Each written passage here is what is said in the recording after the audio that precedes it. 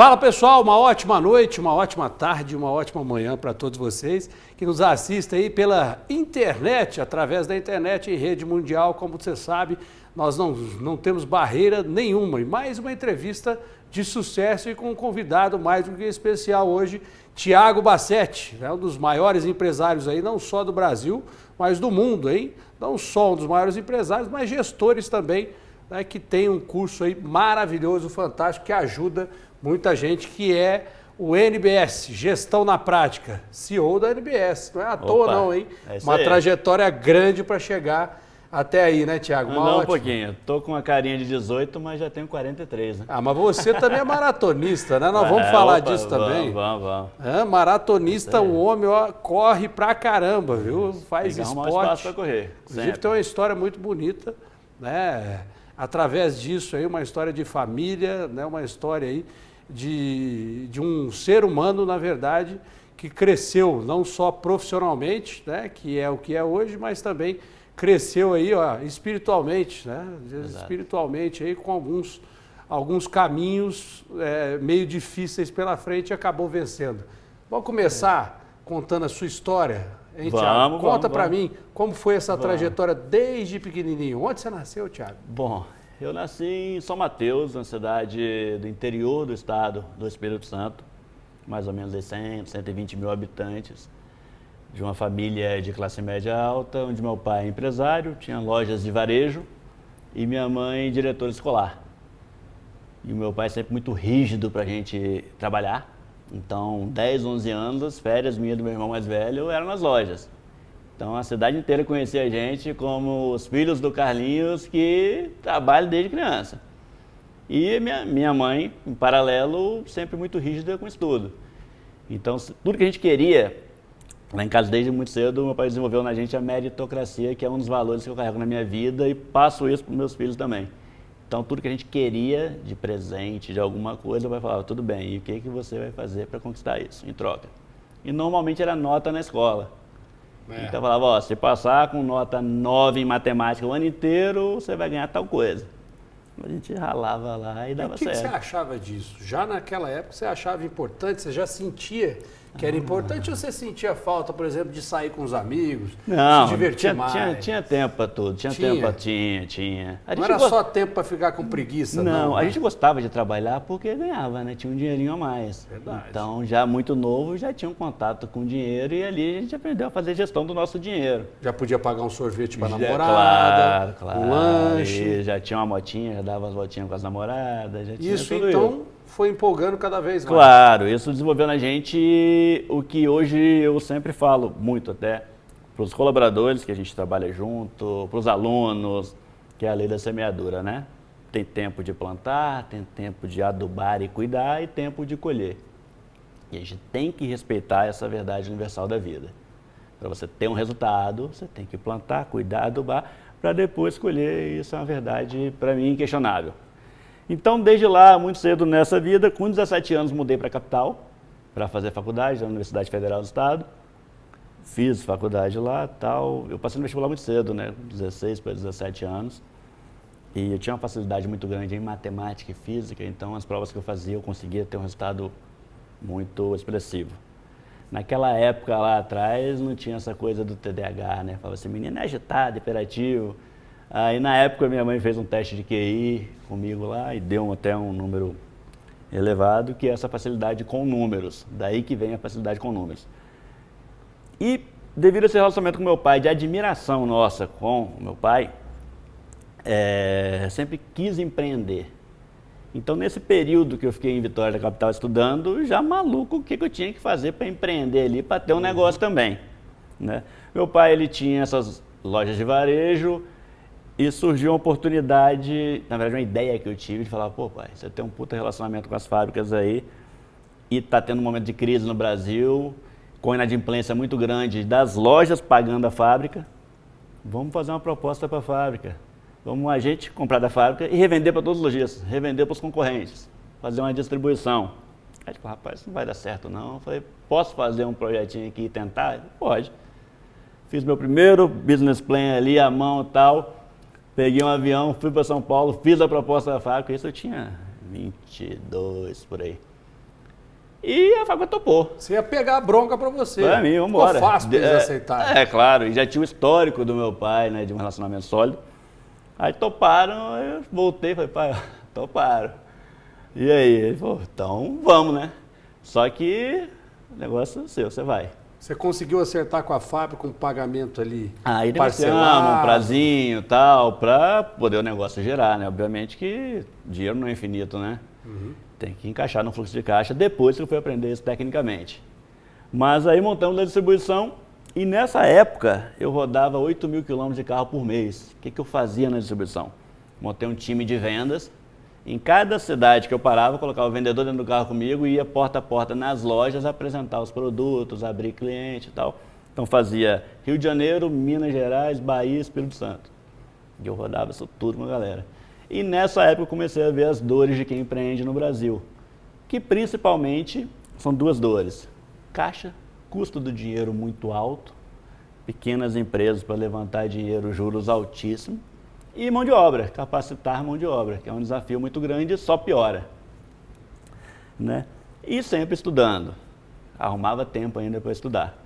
Então fiz um MBA, depois um mestrado, um doutorado, onde me especializei em finanças. Trabalhando e estudando. Trabalhando e estudando, vamos embora. Nunca parei. Poxa, não tinha tempo para namorar? Para tudo, para tudo. E olha que eu gostava de uma festa, hein? É por isso. Opa. E não foi nunca constatado TDAH em você? Não, não. Ah, se fizer o teste agora. Era o garoto ativo. Era ativo. Se fizer agora, acho que vai dar os índices mais altos aí. Tanto que eu brinco até que a gente estava em viagem, estava em Fortaleza ontem, né? E o Rogério Salome da Wine, né, que é do nosso time, a gente estava lá juntos e o Rogério é triatleta e eu sou maratonista. A gente chegou em Fortaleza 3 da manhã o voo. Aí combinamos de às 8 dar uma corrida. Falou, não, descansar um pouquinho, a gente corre às 8. Cara, cheguei no quarto até 3h30, deu 6, acordei. Poxa, tu não dormiu nem 3 horas. Aí o Rogério me ligou 7h30, mais cedo um pouquinho também. E aí, cara, vamos correr? Eu falei, rapaz, já corri. Já acabei. Você já tinha ido? Já tinha ido, eu estava pronto. Eu tô aqui no café da manhã do hotel, vem pra cá. Você falou, já fiz o que já eu faço fiz, o seu. né? Aí ele foi depois correr lá. Agitado, né? Bom, aí com esse conhecimento com os empresários, eu falei assim, pô, tá na hora da gente conseguir disseminar isso. E sempre empreendendo e acompanhando os movimentos de mercado. Também tem outros negócios em paralelo aí, né? Em setor industrial, de varejo, setor agrícola também. E acompanhando os movimentos de mercado, eu vi esse movimento crescendo de imersões de ensino, que a meu ver tem um conteúdo muito bom, porém é muito rápido, é muita informação para pouco tempo. Então, você sai de lá com 1, 2 semanas, você não lembra do que foi dito, fumaça. Ou então a academia tradicional, um curso de 2 anos, onde o povo não tem muito saco para isso também. Perde muito tempo. Perde muito tempo. Como que você larga uma empresa para fazer um curso de 2 anos? Exato. Eu fiz e acho que não é o dá para adaptar, tem coisas melhores. Sim. Aí falou, pô, vamos fazer o seguinte, vamos entrar nessa interseção com um curso menor, de 6 meses, vamos trazer do mercado, expoentes de mercado, de gente que já empreendeu, já quebrou, já levantou, já vendeu empresa por bilhões, já passou por todas essas dores e vamos ensinar o empreendedor brasileiro o beabá. Ideia é sua. A ideia é nossa. O que fazer na prática para viabilizar negócio? No Brasil hoje a gente tem uns números bem preocupantes, né? Então, por exemplo, a relação dívida-PIB já passa dos 80%. Isso é um quadro de inviabilidade técnica ou recessão. O governo não divulga isso, mas é uma verdade. A gente tem juros exorbitantes, a gente tem o endividamento da classe média-baixa a níveis altíssimos. Temos empresas, com 80% das empresas fecham até o 3º ano. E o brasileiro é trabalhador, pô. Por que fecha? Se é trabalhador, fecha porque não entende de gestão. Quais são os principais erros? Não entender de gestão, não entender de números. Fazer gestão em cima de achismo. Ah, eu acho que vai vender, eu vou apostar nesse produto que eu não acho. Gestão são números, fatos e dados. E o que a gente ensina no Gestão na Prática é exatamente isso. É o cara conseguir ter uma leitura profissional do seu negócio e o que fazer para dar resultado. Existe um relatório gerencial de negócio chamado DRE, que é um demonstrativo de resultado.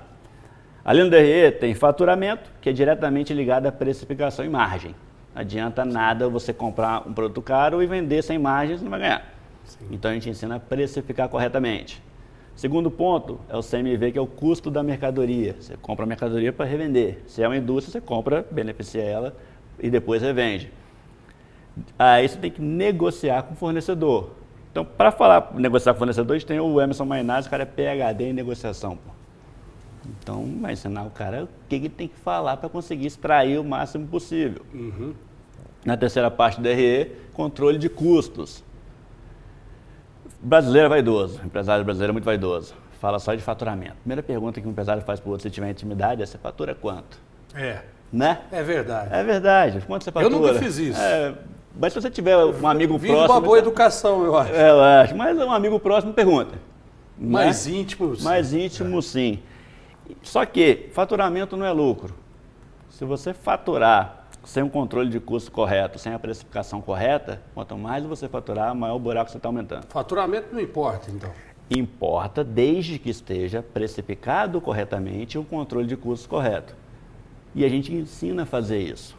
Então, a primeira coisa que a gente faz, por exemplo, eu dou aula de finanças. Eu vou pegar lá, o empresário que estiver lá em sala de aula, a gente pega um extrato bancário da empresa dele, eu jogo para dentro de um software de gestão, vou ensinar o cara a fazer isso. Vamos classificar linha a linha do extrato lá, o que foi cada coisa, e no final vai sair um relatório dizendo quanto ele vendeu, quanto foi o custo, quanto deu de resultado, se deu lucro ou não. Ali a gente vai entender se está precificado corretamente, se está com o custo correto e se está dando lucro. E onde tem que intervir. Só que gestão é complexo, não é tão simples assim. Mas você tendo essa base, aí podemos falar de marketing, que aí é a diferença de preço para valor. Por que existe uma bolsa de R$100 e uma bolsa de R$100 mil? Custo de produção é muito diferente? Às vezes não, mas é o valor percebido pela marca. Tem técnicas para a gente desenvolver valor, para conseguir precificar corretamente, com mais margem. A gente vai ensinar também a como controlar custos. Mas então, e a venda do produto? Porque tem gente que sabe do produto. Sim, né? total. Eu vou abrir um negócio agora, eu sei tudo sobre esse produto, tenho certeza que vende, né? Isso é certo. Dependendo de concorrente, ainda você tem espaço, mas a pessoa não sabe vender. A gente ensina também. Venda, existe um mito de dizer, o cara tem dom para vender. Obviamente, se a pessoa tiver facilidade... Não é isso? Não, claro que não. Você treina isso. Mas você sabe que eu não consigo vender, negociar um carro, uma moto, nada. Então você pode sou difícil para negociar. Você pode fazer um módulo com a gente lá de comercial. Não, eu já vou fazer, com certeza. Você vai aprender com certeza. Mas você sabe que eu sou totalmente inexperiente para venda, é por isso que eu digo. E acho que tem muita gente com dificuldade. Assim. Então, existem já pesquisas empíricas de grandes instituições renomadas que provam que o cara que desenvolve características, aptidões técnicas para venda tem um resultado muito melhor do que aquele que acha que tem o sentimento de venda e conversa muito e tal. Sim. Exato. E a gente ensina isso. E tem ferramentas de gestão para isso, para o controle de vendas, para o estágio que cada cliente está, como captar esse cliente, como gerar o lead, que a gente chama, né, que é o impulsionamento digital, trazer o cliente até você. Vamos fazer um painel de gestão à vista para você ver em que estágio o cliente está, como a forma de abordar corretamente, como negociar valores, isso tudo é treinado. E a gente faz isso tudo. Repetindo, no comercial, eu dou uma aula de comercial, que a minha origem, né, foi de vendas, apesar de depois ter virado para finanças. O Emerson Mainazzi é um cara com PhD em negociações e vendas, cara, diretor da Danone, Nestlé, então assim, fera. Né? Além disso, tem pitadas aí com o Rogério Salome, né, fundador da Wine, maior clube de vinhos do mundo, vendedor nato. Temos o Alex Anton, o cara que fez a estratégia do iFood para virar o que é. Então, assim, o time é um timaço. Você sai de lá, com certeza, eu falo o seguinte, quem passa pelo treinamento, isso não é um curso, é um treinamento, gestão na prática, passa a jogar na Série A dos negócios. É gente que sofreu na prática e venceu na prática. Exatamente. E, assim, a gente tem um sangue empreendedor tão forte que se a gente não estiver fazendo negócio, empreendendo, montando parece que está faltando algo. Né? Estava conversando aqui nos bastidores com o Rogério, que vendeu a Wine, né? Por um valor significativo, daria, né, para fazer mais nada. O cara está empreendendo, montando negócio, estamos rodando. Não para. E para quem gosta é muito bom. Isso não é ganância, né? Não tem nada a ver com ganância. Não. A gente tem que deixar isso bem claro. Zero. Né? São pessoas empreendedores que a gestão está no sangue. Isso é um ponto muito importante, tá? No Brasil, nos últimos anos, se marginalizou o empresário e o empresário tinha até vergonha de falar que queria ter o lucro. E nada mais justo e correto de quem trabalha do suor do seu trabalho que você tenha lucro.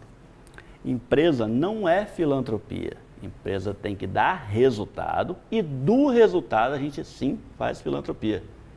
As maiores empresas do Brasil hoje, apesar dessa carga tributária estratosférica, posso cravar que, se não for todos, mas grande parte delas, são os maiores doadores para a filantropia e de forma que nem comunicam.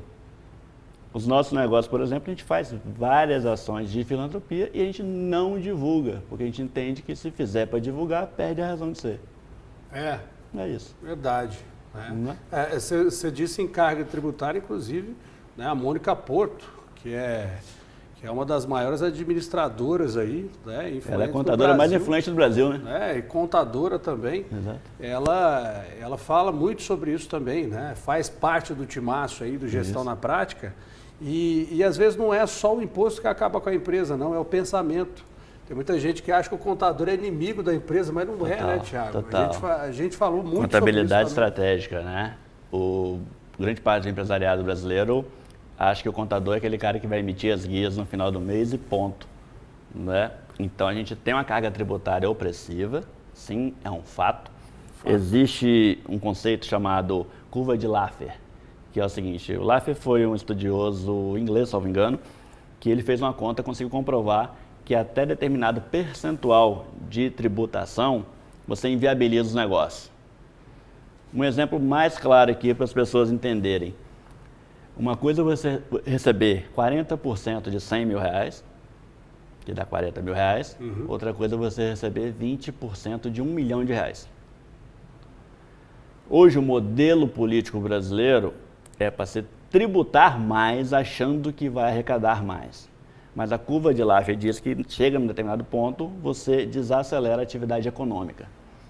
Então, países liberais na economia, que estão bombando, tributam menos para que as empresas faturem muito mais e arrecadem muito mais. Essa lógica de é melhor receber 20% de 1 milhão do que 40% de 100 mil. Isso é uma coisa óbvia, isso é uma coisa lógica, né? Acho que os governantes, pelo menos do Brasil, ainda não perceberam isso. Né? As empresas quebram, não tem de onde você simplesmente arrecadar. Né? Você taxa imposto. Às vezes o empresário fecha, como o Thiago disse mesmo, em 3 anos. 80% das empresas fecham. 80% das empresas fecham em 3 anos. Era 10 empresas, 8 fecham. Aí a gente chega no incentivo fiscal, né? Porque a gente dificilmente também vê incentivo fiscal. A tributação, na verdade, é tão má desenhada, o modelo tributário brasileiro, que acaba tendo que fazer penduricalhos e adendos ali como incentivos para tentar remendar o que está errado. Por exemplo, a reforma tributária, conceitualmente é muito boa. Um imposto único, né, cobrando imposto de todo mundo, não vai ter uma empresa que não paga e outra que paga, tudo bem. Mas o nosso IVA lá, agora que nem está aprovado ainda, mas que eles estão fazendo força para aprovar, é o maior do mundo. Então, como o empresário brasileiro vai competir? Então, assim, mas essa é a regra do jogo. Não cabe a nós ficar aqui chorando o leite derramado. Cabe a gente se capacitar. Mônica Porto, por exemplo, que é a contadora mais influente do Brasil, ela exime estrategista tributária para, dentro das regras do jogo, você conseguir viabilizar o seu negócio ainda mais. Então, uma empresa, vamos supor, uma empresa que vende chocolate. Empresa A, empresa B também vende chocolate, as duas iguais. Uma tem uma contabilidade estratégica e a outra modelo tradicional de contador emitir guia. As duas faturam igual.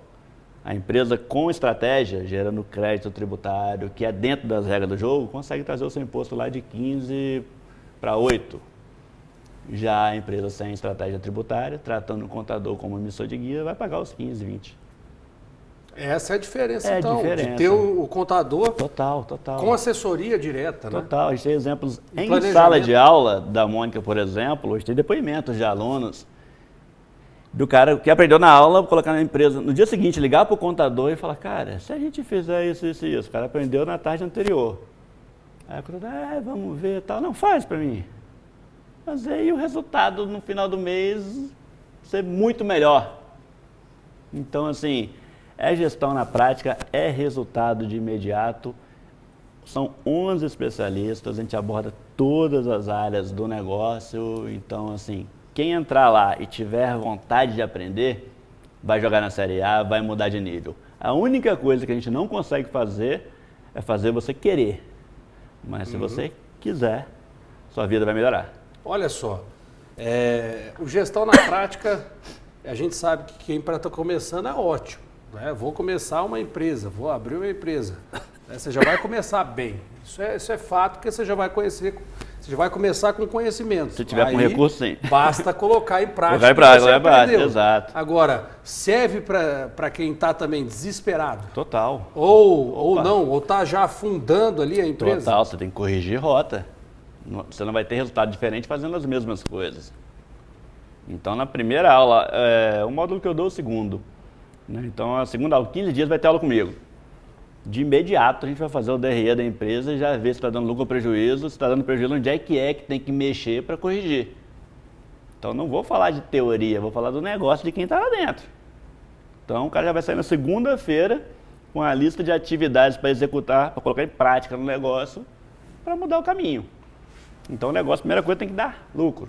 E se ele saiu daquela aula presencial, né? Tem também aquela assistência também ali, né? Total, a gente tem os grupos de alunos, né, em que nós, mentores, fazemos parte e tiramos dúvidas aí. O cara tá lá de meia-noite, poxa, eu esqueci aqui, eu preciso botar isso em prática. Manda pra gente, no primeiro momento iremos responder. E além disso, a gente tem os conteúdos gravados para o cara depois revisar em casa, tudo que foi dito ali, entendeu? E a dúvida de um empresário pode ajudar o outro. Opa, o bate-papo em sala de aula é engrandecedor, né?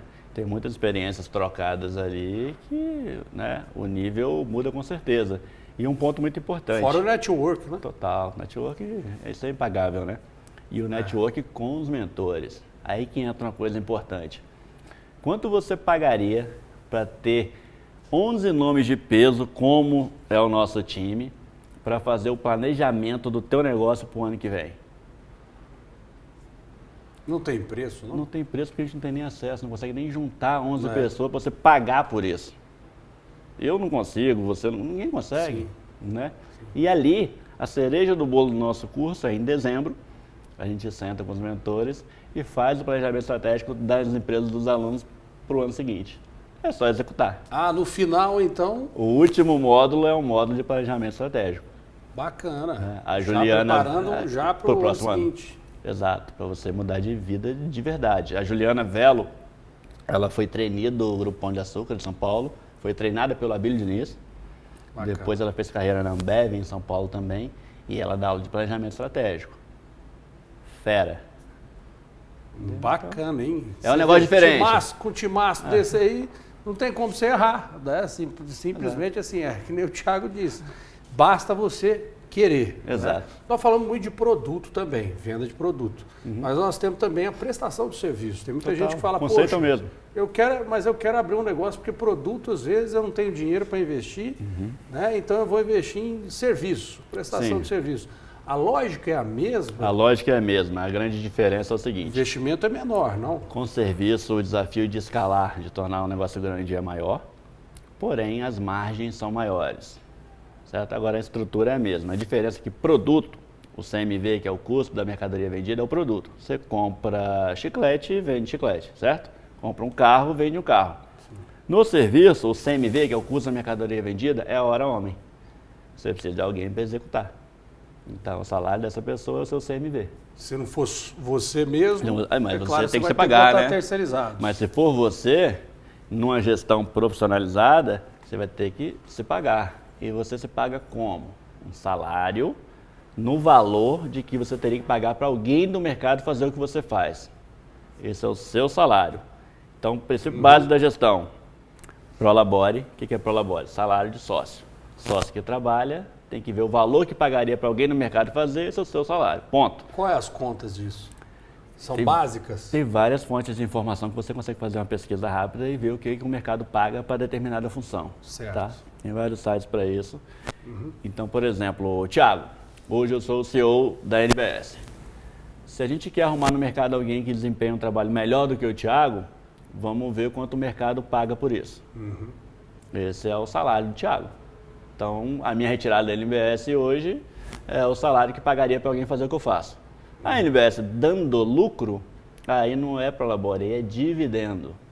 Aí eu tenho uma retirada maior, mas do lucro. Participação do lucro. Participação do lucro. A NBS dando prejuízo, eu não tenho dividendo. E quem empreende, na verdade, quando dá prejuízo, não tem nem salário, né? Você não tem a participação, mas tem que ter aquele salário. Exato, é o justo. Salário, é o justo. Que é o justo. Agora, se o seu negócio... Trabalha para fazer acontecer. Exato, se o seu negócio não está dando para pagar nem o seu salário e muito menos o dividendo, se for por um tempo já projetado, né, de começo de negócio até o negócio amadurecer, tudo bem. Mas se isso perdurar muito tempo, aí entra uma coisa chamada custo de oportunidade. Às vezes é melhor você deixar de fazer o que está fazendo para fazer outra coisa e ganhar mais. Ou contratar alguém para fazer o que você faz ali com um salário mais baixo e você vai tocar outra coisa. Como fazer a empresa ter uma reserva boa? Qual é o segredo para isso? Planejamento estratégico, entender de DRE e do resultado, não meter a mão no resultado inteiro. Tem aquela porcentagem? Tem a regrinha do... Você fala, você ganha tanto, né? Nós temos que guardar tanto. Tem a regrinha do 40-30-30, que é uma regrinha criada por um cara aí conhecido chamado Thiago Bacete. 40-30-30, é igual jogo de futebol, jogar no 4-3-3. 4-3-3, 40 Dá um spoiler pra gente. 40 vai ser feliz, cara, você tem que ser feliz, né?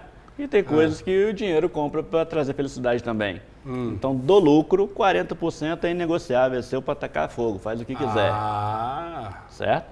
30% você vai reinvestir no negócio, no seu negócio aqui, em tecnologia, em novos equipamentos, enfim, expandir. E os outros 30% você vai aplicar, porque tempos difíceis podem vir. Você tem que ter uma margem de segurança. Então, regrinha de ouro, 40-30-30. E os outros 30% para poder pagar os custos? Não, aí já está dentro da operação, estou falando do lucro. Só do lucro? Do lucro.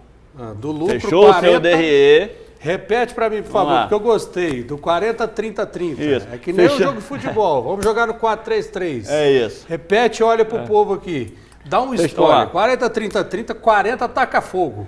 Taca fogo. Vamos lá. Primeira coisa. Você fecha o seu DRE, que é o demonstrativo de resultado da tua empresa, certo? Ali você vai entender quanto ela deu de lucro. O seu salário é Prolabore, já entrou antes, já recebeu pelo trabalho que você fez. Do lucro, regrinha inventada pelo Thiago Bacete, 40-30-30. 40% do lucro, taca fogo, vai ser feliz, vai gastar com a sua família, viajar, curtir, ótimo. 30% você vai reinvestir no teu negócio. Se é um comércio, você vai pegar e vai comprar imobiliário novo, vai investir em novos produtos para expandir, enfim, no seu negócio. E os outros 30% restantes você vai aplicar e não vai mexer nesse dinheiro, porque tempos difíceis podem vir. A gente fala que crise no Brasil, a gente entra em umas e sai, né, sai de uma e entra em outra, e a crise é uma marola, né? Como dizia um presidente nosso aí, ou não, ou pode ser também uma tempestade, uma avalanche. Se você tiver com a água pela cintura, a crise vai vir no teu peito, tá tudo bem. Mas se você tiver com a água já no queixo, vem a marola e te afoga. Então esses 30% aí de deixar aplicado para momentos difíceis, isso você não mexe. Às vezes não tem os 30% para poder reinvestir. 30% está muito, posso guardar um pouco mais. Pode guardar e aplicar um pouco com mais, rendimento. Exato. Ou então você já tem uma segurança de algum tempo maior guardando. Fala, não, agora não, já está bom essa segurança, eu não vou guardar. Então vou aumentar os 40, vão virar 60, 70, né? Porque já está seguro, já tem um colchão para segurar o teu negócio. É isso. Aí. Gestão financeira. Tá aí, gestão financeira e na prática. Esse foi o Thiago Bacete, CEO da RBS aí.